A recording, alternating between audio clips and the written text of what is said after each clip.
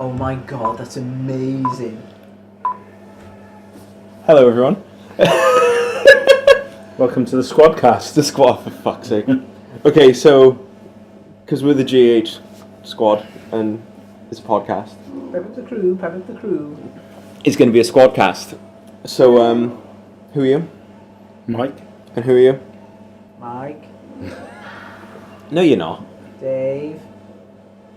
Have you I'm the actually? leader of the pack, that's who I am. Yeah, we'll go with that. So, topic for today, which I wanted to discuss with you in front of 3 cameras, is the tendency for there to be sort of an in thing in fitness, and then maybe 2-3 years down the line it starts to, go from being the perfect, most amazing thing in the world to maybe there's merit to the other thing as well. So just sort of that process. As we were discussing, like everybody at the moment, you ask them what training split they're doing, and it's push-pull legs. And that's what I was about to say, that's not a new thing. It's just almost as being... What was it called back in the day? Fucking training. But again, it's not regurgitated, it's just almost as if it's sparkling. Yeah, I mean it was chest, shoulders, triceps, back and biceps and legs. But the thing is, I think what happens is somebody is successful doing something, then everybody jumps on it, but then what you got to realise is it's still only a few people that are successful. It's not that, but it's also the fact that maybe someone has found success using a particular method and it just suits them personality-wise, lifestyle-wise. Yeah. There's loads of different factors, but people might attribute their successes to, say, a training split, but it might be something else they're doing. Yeah, but also, we're not going to be contradictory, but that is great for people who are limited to get to the gym 4 or 5 times a week. So 3 times a week is great. Yeah, but most people with their push-pull legs is twice a week. So you go. And they'll do it, and they have their rest days, and they'll start again. But again, it's still a good workout. It's still a good split for people that can't manage. I'm not saying it's bad. No. Well, that's the thing. It's not that any of these. It's not that anything that's, well, some things popular are bad, but like it's not that anything necessarily popular is completely useless. It's just here's one option. Yeah. And everybody jumps on it. Yeah. Well, not everybody, but and all of it works, and none of it works. Yeah, exactly. So it can all be done. It can all be done to to the limits, and it is always about the failure of the movement and getting the most out of your workout. It doesn't really matter what method, what. Yeah, well, the thing is as well, it's like I've tried like the whole higher frequency training thing, and I was fucked. So like my training sessions weren't as good. Yeah, I've heard that a lot. People say, on one hand they'll say, it's great because I got great gains, but my fucking joints are after a few weeks on it. And there's in one of the videos that we did the other week, it's like, frequency might be a good thing, but it's like, have you got weak arms, for argument's sake, we'll train them more often. Yeah, but if you're not doing the exercises properly anyway, so all you're doing is just increasing the number of sessions you have. Certain things probably lead to because we said it before, it's understanding the why behind what you're doing, not just, I do this, therefore, because, like you say, someone with great arms, maybe like, I train them 3 times a week, but they might just have the best form. Yeah. Because I always use the example of, like, you can have the guy in the gym who's got a great chest and he bench presses all the time, and everyone thinks, I need to bench. Yeah. And then they think, why isn't my chest getting any better? It's not so much what he does, but how he does it. Yeah. The bench press. But some people don't even realise how they're doing it. Yeah. Do you know what I mean? 100%, So it's like they could have the right mechanics and blah blah blah, but they say, I just bench press. Yeah, to them they're just bench pressing. Yeah, it's Mike, Lisa, Laz, and Sean Connery in the episode today. Yeah. But so they're bench pressing, but sort of unbeknownst to them, they're bench pressing in it. That wasn't even intentional, but they're bench pressing in a certain way that it actually hits their chest more than anything else. Yeah, without realising it. Yeah, and I think I mean, like you say, I don't think you necessarily need to be. I think some people get too bogged down, don't they, in the, oh, well, actually, it's not this, it's this, and get very particular over the language that's used or the terms, but you do need to know a certain amount of why you're doing what you're doing as well. Yeah, exactly. You know, how a muscle works, and you know, and of course my thing about push-pull legs, and again, there's nothing wrong with a split, but it's like, okay, pushing exercises, pulling exercises, but it's like, you know, if you really want to be pedantic about it, all muscles pull. Well, so you could say, I'm doing pull. Yeah, but I don't think anyone's necessarily saying that, but it's more just that thing, isn't it? Of, I will say, I think it takes you out of the necessarily like the mindset of doing the movements properly. You know, because if you think, right, I'm benching, I'm pushing. Yeah. I don't care how I'm pushing it, I'm just pushing it. Exactly. You know, so I think there is that danger. And again, you know, someone could listen to that and be like, well, I do push-pull legs and I'm always conscious of squeezing my chest. Like, yeah, you might be. Yeah, but not everybody Not else everyone is. will be, you know? And I think that's the, like, I don't even know how to put it. Pitfalls. Yeah, and there's pitfalls to everything, which I think isn't acknowledged, I guess. Because I think people tend to be in one camp a lot of the time. Yeah, and nothing's ever black and white. I do this, and it's really good. That's shit. But in reality, they're both good, they're both bad. Yeah, like I mean, as Charles Poliquin said, the best program you're on is the one that you're not on. So meaning that everything will work for so long, and then you've got to change it. Yeah. And the more advanced you are, you're probably having to change it like on a weekly basis. Yeah, true. And I guess the thing is as well, it's a bit of like a grass is always greener mentality, where it's like, well, he's doing that, so it's probably better. Or, you know, it's like, well, no, you're doing just fine. And it's that thing. So, you know, if somebody comes to train and they're on high volume, and you give them a higher intensity, lower set training session, they think, shit, what have I been doing all this time? And they get results, but then they become addicted to low volume, high intensity, or vice versa. If somebody's been doing, you know, the Yates style, and then you give them a load of volume, and it's like, shit, I haven't felt like that before, they become addicted to that, but it's just because it's different to what they've been doing. But then it's like I used to train with super high volume, and I just found myself, I was wrecked all the time and like always hungry. So I changed to more like a lower volume approach.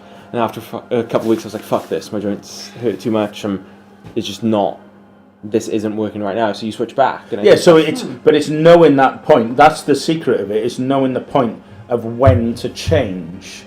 Don't bang. Sorry, I won't bang the desk.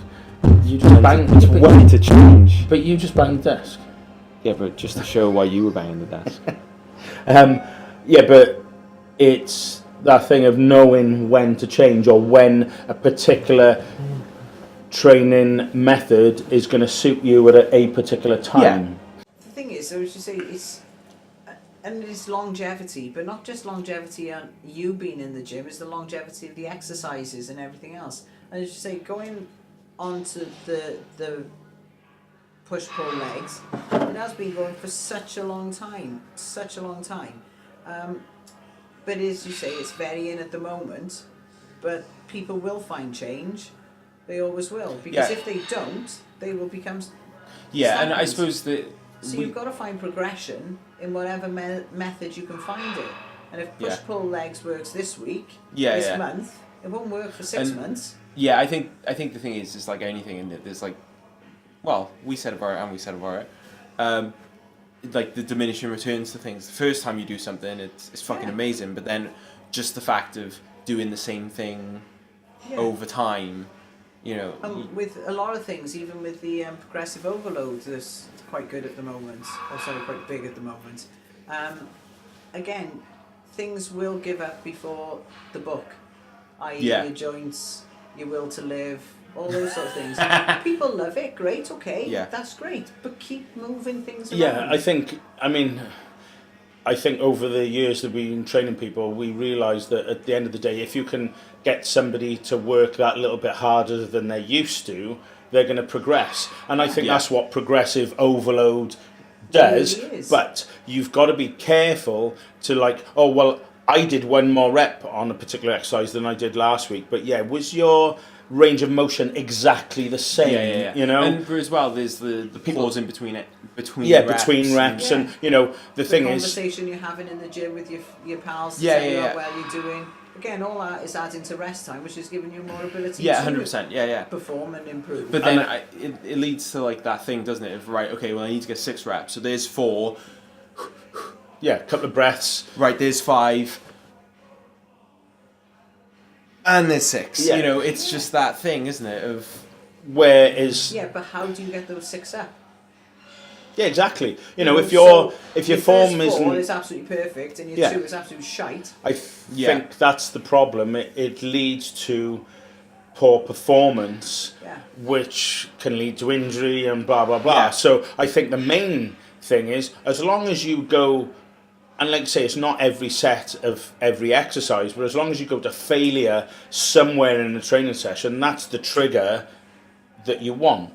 So whether you did 8 reps one week and you only did 7 the next week, but those 7 reps could have been shit hot, perfect, hitting everything you need to be doing, so you got more out of those 7 than you did out of 8.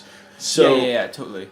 And I think it's just a good habit to get into, of just pushing yourself sort of through without stopping, without really, whatever method you choose, the most important thing is not to be afraid. Don't be afraid to push yourself that little bit further.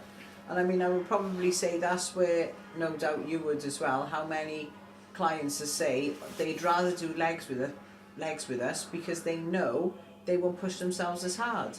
Which is it's a shame really for a lot of people, because the thing is, you can get so much out of training to failure with whatever method. I think that's like probably it's weird because obviously the movements of the skills and the movements of the things that you learn, but that's kind of like a learned skill in itself, isn't it? You know, I think when you said about failure, it's knowing how to fail as well. So if you're doing time under tension reps with 5 seconds to failure, you fail within those parameters. 100%. Do you know what I mean? And the way you're doing an exercise, you don't suddenly start squirming your body. It's failing It's failing within those guidelines, and that's just as hard when your body is telling you to squirm that little bit or make the rep go a little bit faster, and you say no, I'm carrying on, and then just go until you fail. You know, funny thing, I always think that, say, with the time and tension stuff, people are like, oh well, it's lighter, you know, and it is true that, like, say, at time and tension, you will use like a less physical weight, like absolute weight. So people say that's easier, but I think one of the things with it is that people sort of overestimate the decrease. Do you know what I mean? So say you have a weight where you're pushing as hard as you can to get it up versus a weight that you're deliberately trying to control in a slower motion, you will use less physical kilos, but it's probably actually closer than you think. Yes. Because you're looking to do less reps as well, aren't you? Yeah, and that's you know, you're not looking to do a set of 15 of time and tension. Of course you're not. It's impossible. But as you say, then it's possible. It's just shit.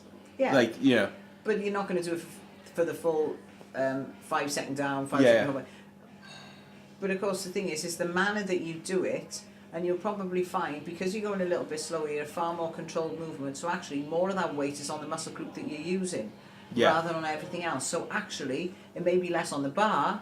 But actually, on the weight, on the muscle group itself, it's probably greater. So the way I sort of try and describe it is that it's all heavy.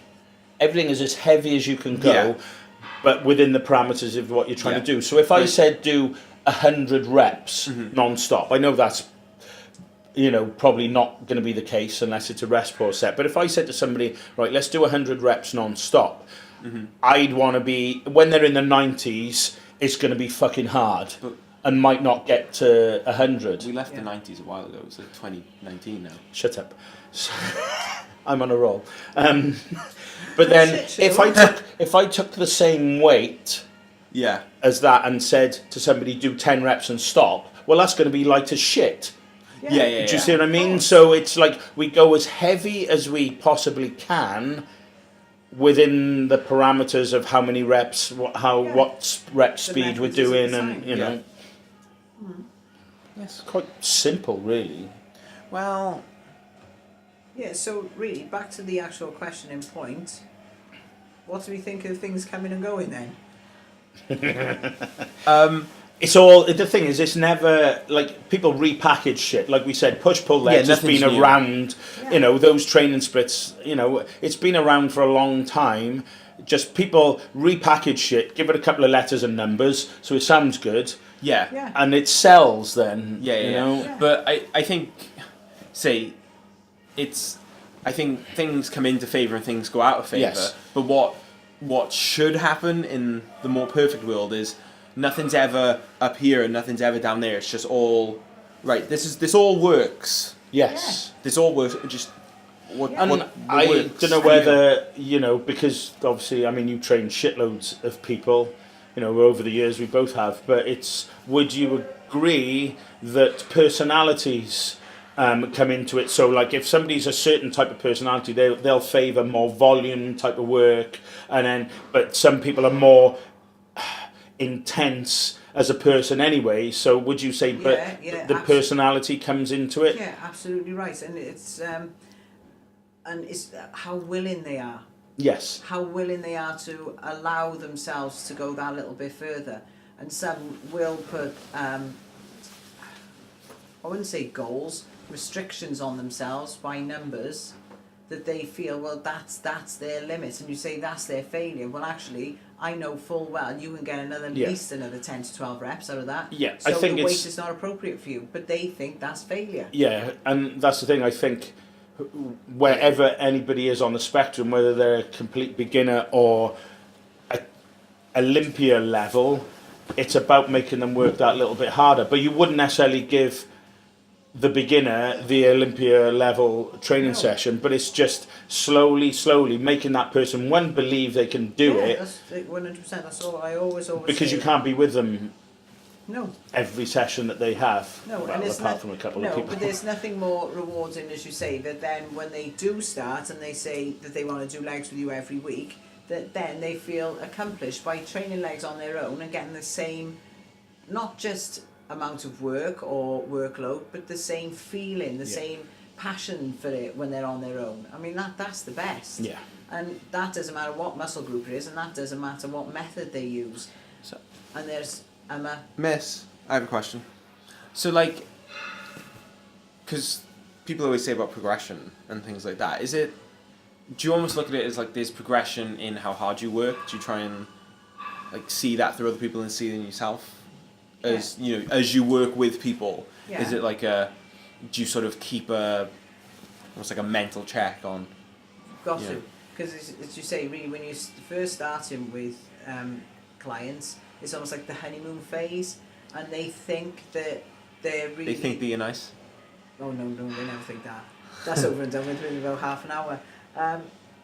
But they think they can't do it, and they think they'll never be able to progress from that because it was so hard. But then 4-6 weeks later, they look back and they say, remember when we were doing this? And remember, oh my God, I couldn't even. And and then 4 to 6 years later. Absolutely right. So it is always progression, but going back to some of the things we said, and a lot of the methods that people use, the body's used to within 6 weeks. It's done. Exactly. It ain't going to progress anymore with it. Change it, get rid of it, move on. But then you've also got, there are some people who they come and it's like, I train really hard. Oh, yeah. And when they think, when they say that, you think, immediately it's, But I think Will I ever forget that? I think the issue with, like, say, I deadlift 200 kilos versus I deadlift 400 kilos. It's like, there's form and everything, but there's an easy measurable thing of... Yeah, but you can physically lift more weight, but that doesn't... What's hard... Yeah, I mean... say, I train hard, but it's like, well... I'm not going to mention any names, but, I think there's a person who trains here who is immensely strong on certain movements, and I mean fucking immensely strong. Yeah. But then you look at him and you think, what could you do if you actually worked hard?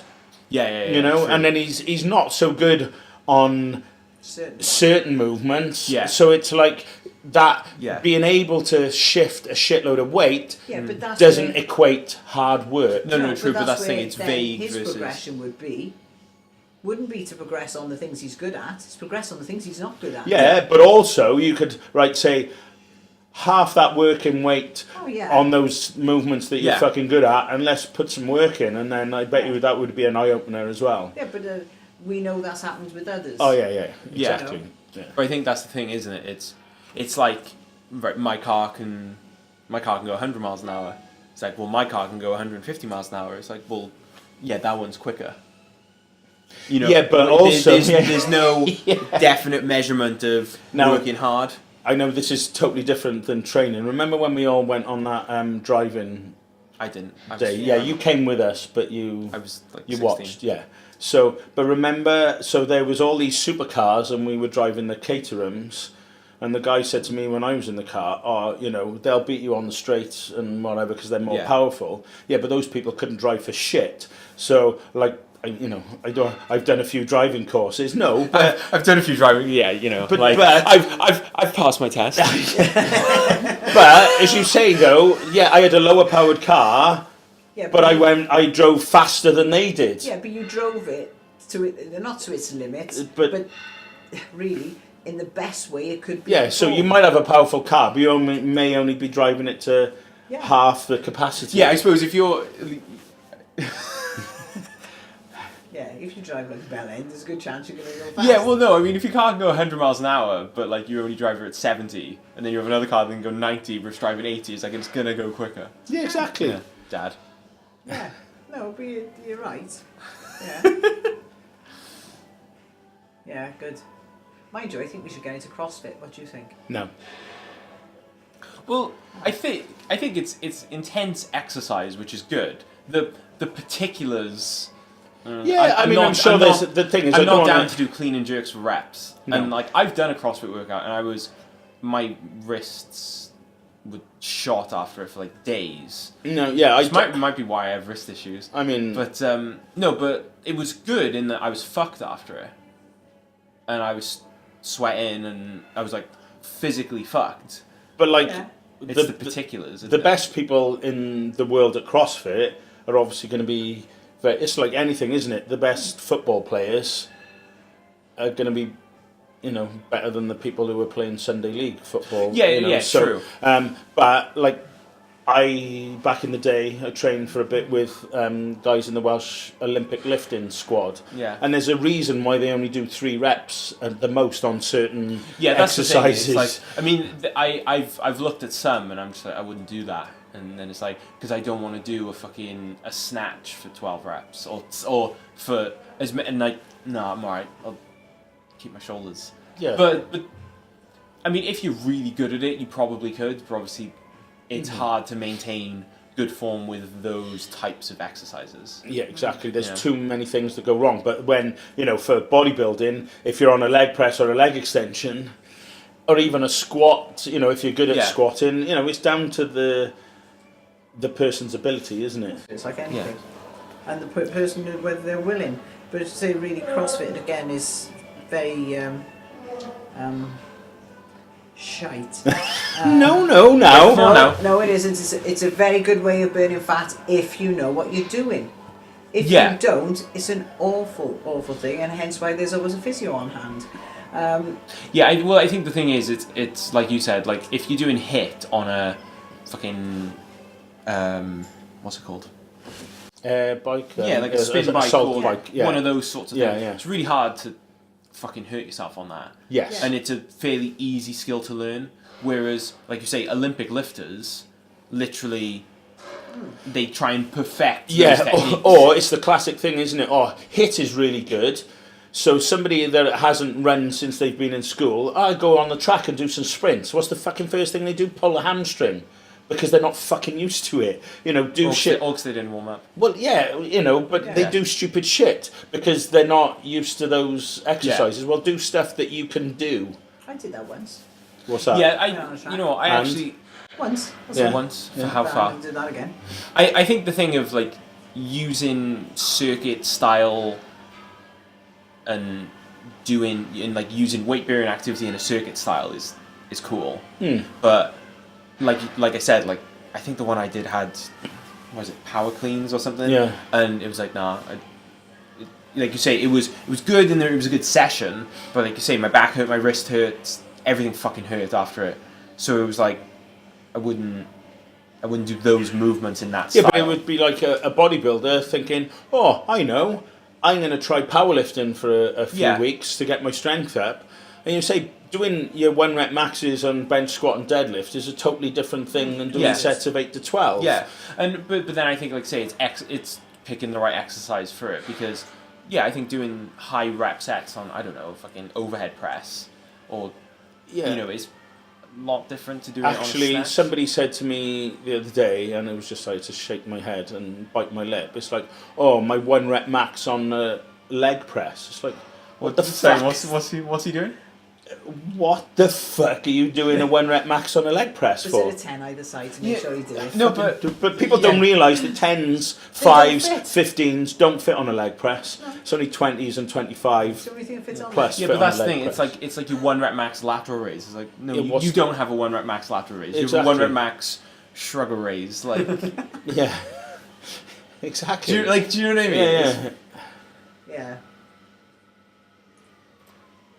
Cool. For time. Like 27.5 minutes. So we'll get about a 20 minutes out of that, is it? Yeah, I think so. No, what time is it? Oh, it's 5 to 2.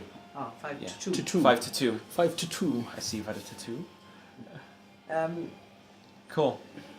Anything you want to say to finish? I just like to thank your dad. The people who do Come on, lads, just a tenner. When are you fucking off to New Zealand? Monday. Oh my god. That was so good. I did. That was the highlight of the whole podcast. See what I got to fucking put up with? Yeah. Oh, fuck off! Oh, God. Aye. Right. Thank you, everyone. We'll try and do more of these. We've done 3 this week, so I think 1 a week when I get back, because I'm back. No. Okay, so today's the 28th of Now you can have them back. I'm back on the 13th or something. Yeah. So we'll put this one up next week, and then we'll put the other one up next week. Yeah, so there'll be 1 a week, and then when I'm back, we'll do 1 a week. Cool. We've probably just run over the time, but cool. Thank you, everyone. Bye. Cool.